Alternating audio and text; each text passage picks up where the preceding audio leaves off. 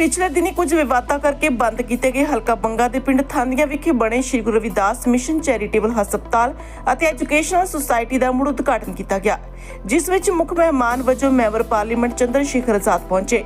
इस तो इलावा इस प्रोग्राम विच संत समाज ते बुद्धिजीवियों तो इलावा वड्डी गिणती विच संगतां पहुंचियां। जिक्रयोग है कि इस हस्पताल नूं मुड़ तो चालू करवाउण लई एक कमेटी का गठन किया गया सी अते देश विदेश की संगत के सहयोग नाल एक बार फिर तो इस हस्पताल का शुभारंभ किया गया तां जो लोड़वंद लोग घट खर्चे ते इस हस्पताल चो अपना इलाज करा सकण। जिक्रयोग है कि कांची टीवी वालों भी इस हस्पताल विच सहयोग दिता गया है।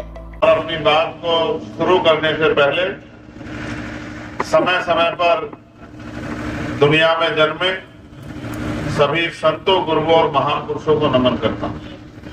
उनमें भी राष्ट्रपिता ज्योतिबा फूले, छत्रपति साहूजी महाराज, डॉक्टर बाबा साहब अम्बेडकर और मान्यवर साहब श्री काशीराम जी के चरणों में अपने श्रद्धा सुमन अर्पित करता हूं। और जिनके नाम पे ये अस्पताल बना है, दुखियों, गरीबों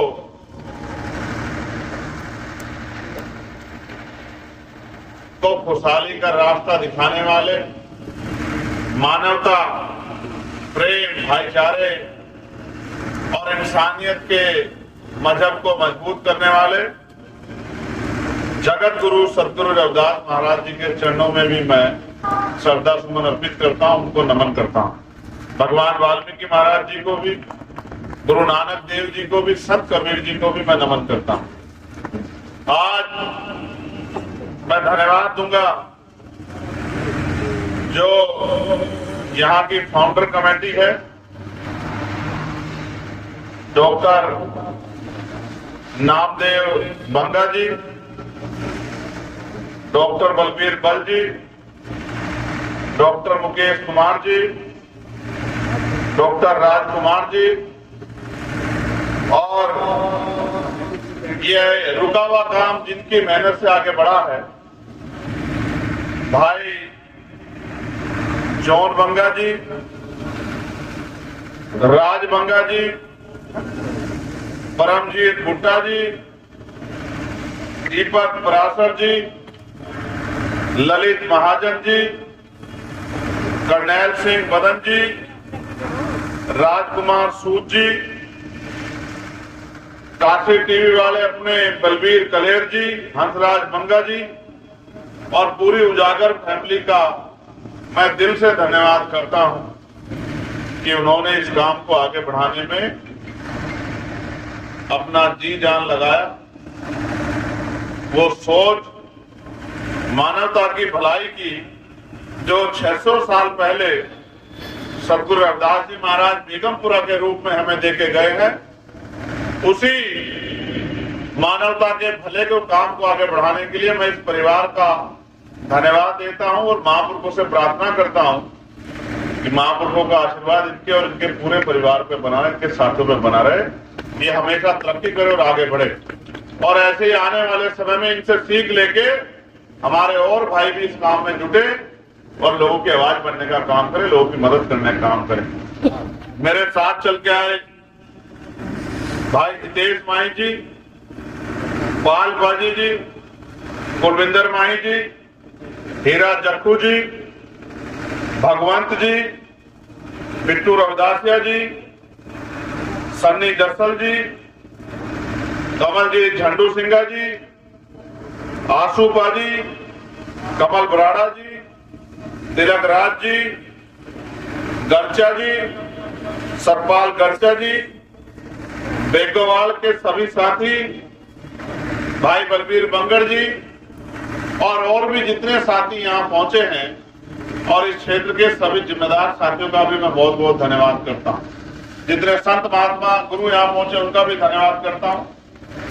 हालांकि मैं किसी कार्यक्रम के इनॉग्रेशन में जाता नहीं, उसका कारण है समय कम है और अगर एक जगह आप जाते हैं तो फिर दूसरे साथी कहते हैं वहां गए थे, हमारे यहाँ क्यों नहीं आए। लेकिन यहाँ मामला कुछ और, ये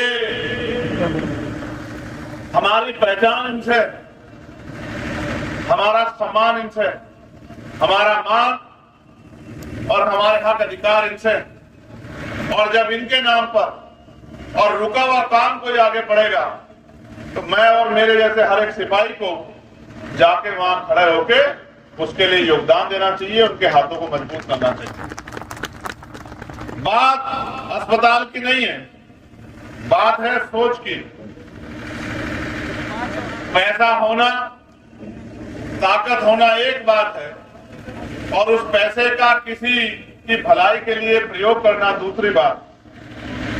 आदमी बहुत पढ़ा लिखा हो सकता है, आदमी बहुत पैसे वाला हो सकता है, लेकिन अगर सामाजिक नहीं है तो समाज के किसी काम का नहीं। इस परिवार ने और इनके साथियों ने ये साबित किया कि हम सदगुरु रविदास जी महाराज के किसी भी काम को अधूरा नहीं छोड़ेंगे। जो काम हम लोग ठान लेंगे उसको हम लोग पूरा करके दिखाएंगे।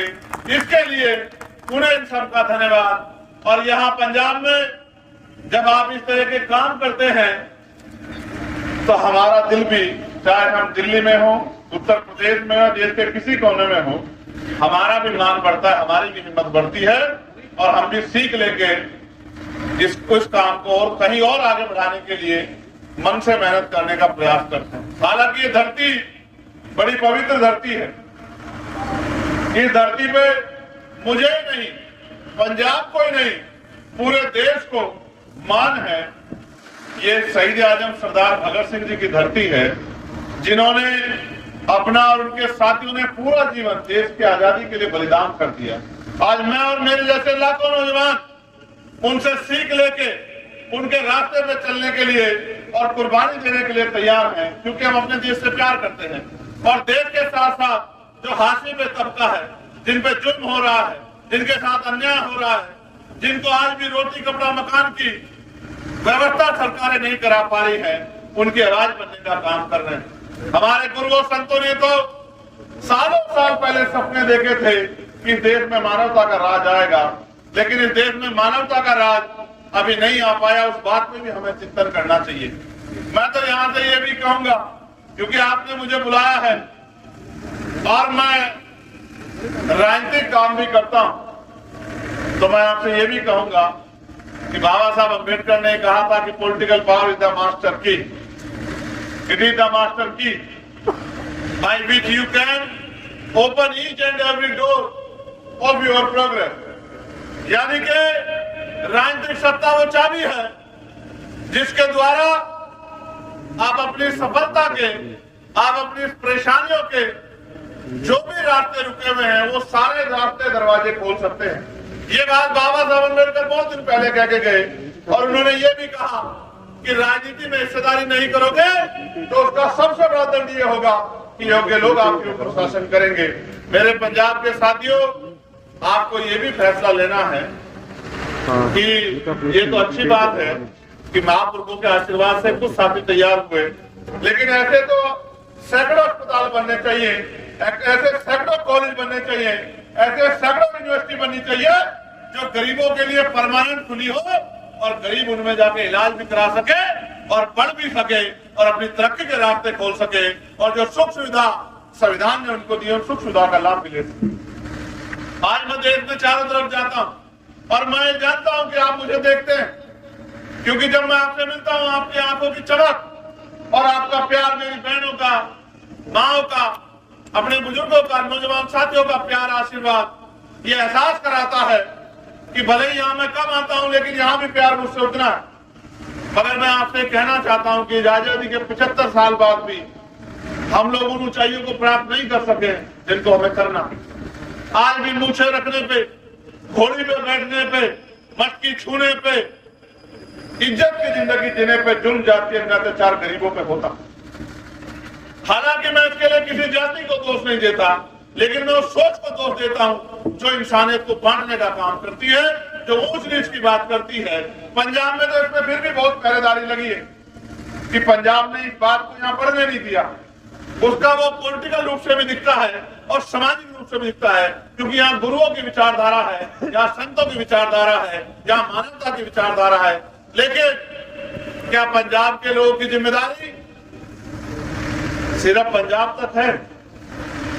इस बात के बारे में भी आप लोगों को सोचना चाहिए। क्या गुरुओं ने आपको सिर्फ पंजाब की सीमा तक रोक दिया था?